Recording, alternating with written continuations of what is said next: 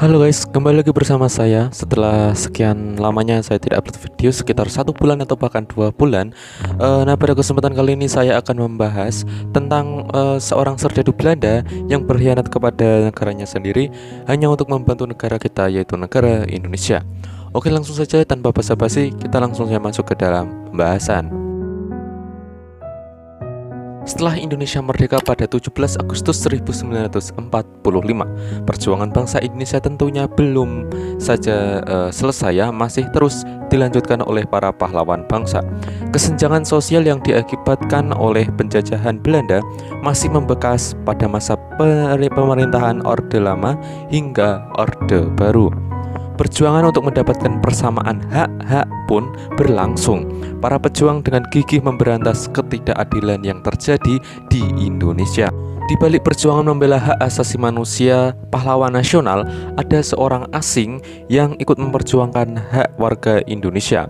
Dia adalah Johannes Cornelis Prinsen, seorang militer Belanda atau serdadu Belanda yang membelot ke Indonesia setelah melihat ketidakadilan yang dialami oleh warga Indonesia.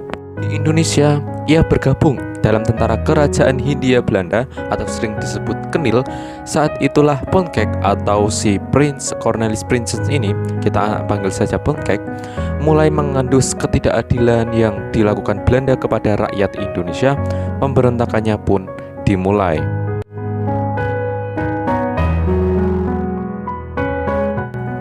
Prinsen lahir dan tumbuh di Belanda, mengenyam pendidikan di seminari dari tahun 1939 hingga 1943. Tentara Nazi Jerman mulai menginvasi dan menduduki Belanda. Seminari tempat Ponkek bersekolah diisolasi dan anak-anaknya dikurung di asramanya karena Belanda berada sepenuhnya dalam suasana perang. Pada tahun yang sama, Ponkek mencoba melarikan diri, namun gagal. Ponkek akhirnya dikirim ke kamp konsentrasi di Voorhout, kemudian dikirim ke penjara kota Utrecht di akhir 1944. Sesaat setelah Ponkek bebas dari Jerman, Ponkek kembali ditahan oleh pemerintah Belanda karena menolak untuk mengikuti wajib militer yang saat itu sedang diberlakukan di Belanda.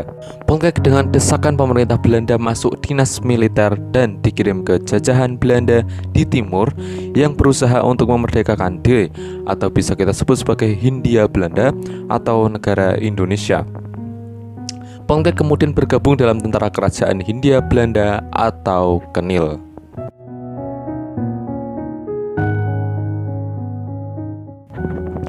Indonesia melalui proklamasi mendeklarasikan kemerdekaan pada 17 Agustus 1945. Namun, pemerintah Belanda tidak mengakui deklarasi tersebut. Akhirnya tanggal 26 September 1948, Ponkek yang muak menyaksikan sikap dan berbagai kebrutalan yang terjadi terhadap pribumi memilih untuk membelot dan meninggalkan Kenil.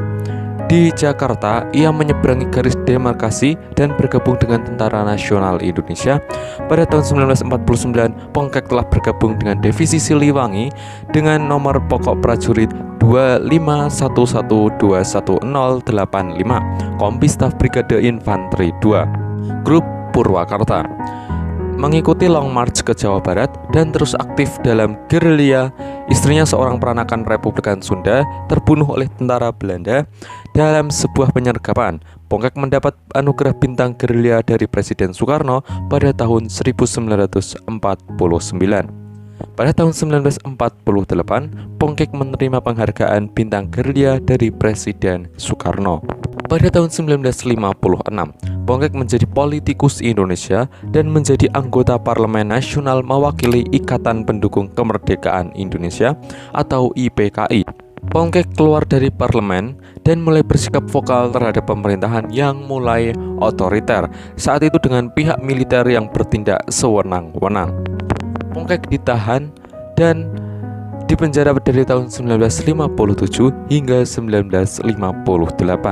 Setelah bebas pada awal tahun 1960-an, Ponkek mulai lebih terfokus aktif dalam kegiatan yang bertujuan untuk mengembangkan demokrasi di Indonesia dengan mendirikan Liga Demokrasi.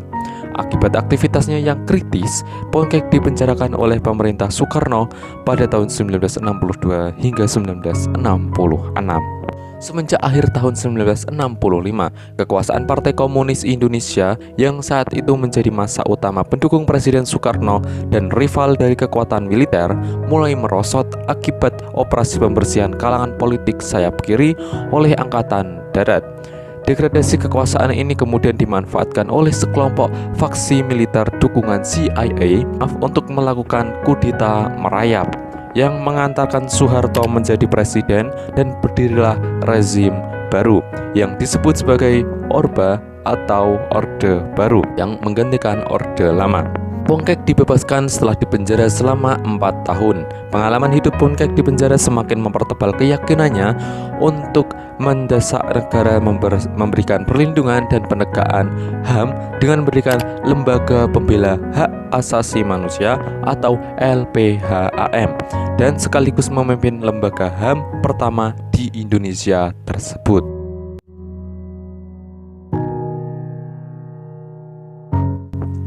Pongkek merasa kecewa dengan rezim yang baru dan kembali melakukan perjuangan melawan rezim yang baru. Pongkek kini membela pihak yang dulu memojokkannya. Dia membela korban-korban pelanggaran HAM dan pembantaian yang terdiri dari bekas anggota Partai Komunis Indonesia dan orang-orang yang dituduh sebagai komunis. Pada tahun 1968, Pongkek menitipkan sebuah perekam suara kepada Gunawan Muhammad yang saat itu bekerja di Harian Kami dan termasuk dalam rombongan pertama wartawan dari Jakarta yang akhirnya mendapatkan izin penguasa untuk melihat para tahanan politik di Pulau Buru. Pongkek meminta mewawancarai Pramudia Anantatur secara diam-diam dan membuat laporan tentang keadaan di kamp tahanan untuk membuat Amnesty International yang kemudian mengangkat Pramudia sebagai Prisoner of Conscience, lambang korban yang terinjak. Akibat pembelaan Pongkek terhadap korban-korban tertuduh Partai Komunis Indonesia ini, Pongkek juga mendapat cap komunis, walaupun Pongkek juga menentang kekuasaan yang didominasi komunis pada masa Orde Lama. Pada tahun 1968 hingga 1969, lewat sebuah investigasi, Pongkek mengungkapkan sejumlah fakta dan memprotes pembantaian massal PKI di Purwodadi, Jawa Tengah. Kritik tersebut mendapatkan bantahan dari rezim Soeharto yang baru berkuasa dan akhirnya mengambil sikap represif terhadap kebebasan pers. Tuduhan sebagai simpatisan komunis merupakan stigma yang paling terkenal untuk mengamputasi musuh politik Soeharto, Jenderal Muhammad Panggeban, Panglima AD KSAD saat itu, dan Maijen Surono Reksodimejo, Pangdam 4 Diponegoro, disematkan kepada Pongkek agar kemudian lebih mudah untuk memenjarakannya. Tidak hanya kritik yang dikeluarkan Pongkek, dia juga menyarankan pemerintah membentuk tim independen untuk memeriksa laporan yang ia siarkan ke beberapa media nasional mengenai kasus Purwodadi. Hal itu ditujukan agar masyarakat dapat mengetahui apa yang terjadi pada kasus yang cukup menghebohkan masyarakat pesisir utara Jawa Tengah tersebut. Akibat kengerian dampak kasus ini, pada tahun-tahun yang sama, Pongkek bersama dengan rekan-rekannya mendirikan sebuah lembaga yang mencoba mengatasi trauma para korban PKI yang dinamakan Pusat Pemulihan Hidup Baru. Tahun 1970, Pongkek menjadi salah satu yang mempelopori berdirinya Lembaga Bantuan Hukum. Pada tahun 1974, Pongkek terlibat dalam penggalangan demonstrasi menentang pembangunan Taman Mini Indah Indonesia. Pembangunan monumen raksasa ini secara umum dinilai sebagai langkah yang sangat tidak tepat di tengah kondisi sosial ekonomi yang masih buruk di saat itu pada masa pemerintahan Soeharto ya. Pongkek dipenjarakan karena aksinya ini sejak tahun 1974 hingga 1976.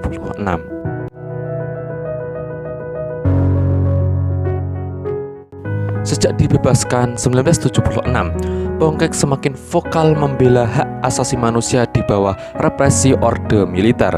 Pongkek terlibat dalam pembelaan HAM di Timur Timur. Salah satu dari dua kasus yang menonjol adalah pembantaian Santa Cruz dan melindungi puluhan mahasiswa Timor Timur. Pongkek juga aktif dalam masalah perburuhan. Sejak tahun 1976, Pongkek tak pernah ditahan, namun berulang kali diinterogasi dan juga diawasi secara ketat oleh polisi dan juga pihak militer ABRI atau Angkatan Bersenjata Republik Indonesia. Tahun 1980, Pongkek juga ikut mendirikan YLBHI atau Yayasan Lembaga Bantuan Hukum Indonesia, menjadi pengacara para korban pada peristiwa pembantaian Tanjung Priok tahun 1984 dan membela puluhan mahasiswa ITB yang ditahan akibat terlibat aktivitas demo terhadap Mendagri Rudini 1989. Pongkek mendirikan sebuah koalisi HAM yang bernama Indonesia Front for Defending Human Rights atau disebut INFIC 1989. Serikat Buruh Merdeka Setiawan SBMS tahun 1910, Kontras atau Komisi untuk Orang Tindak Kekerasan 1998 dan lain-lainnya. Pongkek menerima penghargaan Yep Tin Hin Award 2002 sebagai tokoh HAM bersama petani Janggawah, Jember. Pongkek meninggal pada 22 Februari 2002 sebagai figur yang sangat dihormati dan dihargai oleh tokoh dari berbagai golongan. Pekerjaannya kini diteruskan oleh Ahmad Hambali, seorang aktivis muda yang sempat bertemu dalam kondisi berkursi roda ketika sama-sama membela petani Sagara Garut tahun 1990-an. Nah, demikian penjelasan mengenai seorang serdadu Belanda yang berkhianat kepada negaranya sendiri hanya untuk membantu negara kita, negara Indonesia. Semoga kalian dapat memahami apa yang saya bagikan ini, dan apabila ada kurang lebihnya saya mohon maaf. Mohon maaf sekali, saya sudah lama tidak upload video dan ini saya baru sempat upload video. Terima kasih yang sudah menyimak hingga selesai. Saya undur diri.